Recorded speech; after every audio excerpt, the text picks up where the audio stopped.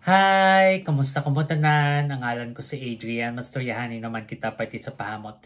Ini nga pahamot nga luya ko istorya sa inyo subong tawag siya Chrome for Men. Iyan ni siya ni Azaro. Panlalaki ni siya pero kung luyag mo siya suksokon, bahala ka pag gusto ka. Kag o de toilet ni siya bot balon layo pa lang masimutan ka na. Ano ni siya klase nga pahamot?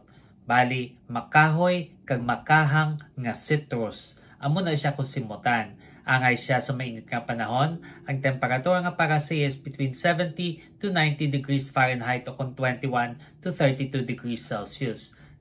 Ano ang iyang mga nota? For the top, we have lemon, rosemary, bergamot, neroli, kag pineapple. Ang lemon, maaslom nga citrus. Rosemary, nga manamit na siya nga nota kay ginagamit sa pagluto. Bergamot, pait kag elegante kag parat nga citrus. Neroli, mag-an kag pait nga bulak. Kag pineapple, pinya, maaslom kag matamis nga prutas. Kag for the mid, we have jasmine, oak moss, cyclamen, kag coriander.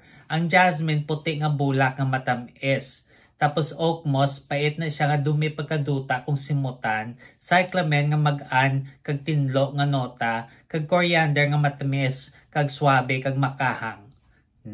Kag for the base, we have musk, oak moss, cedar, sandalwood, cardamom, Brazilian rosewood, kag tonka bean. Ang musk kadakop sing hamot para hindi magtudutudo-lapta. Tapos oak moss liwat, pait.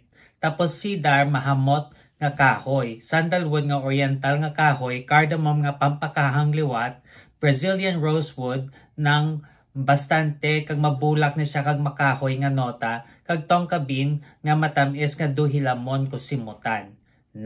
Kabay pa nga namian kamo sini nga pahamot. Kag kung may ibang pa kamong mga pahamot nga luyag istorya sa akon, ibili na sa comment section. So naman, bye-bye!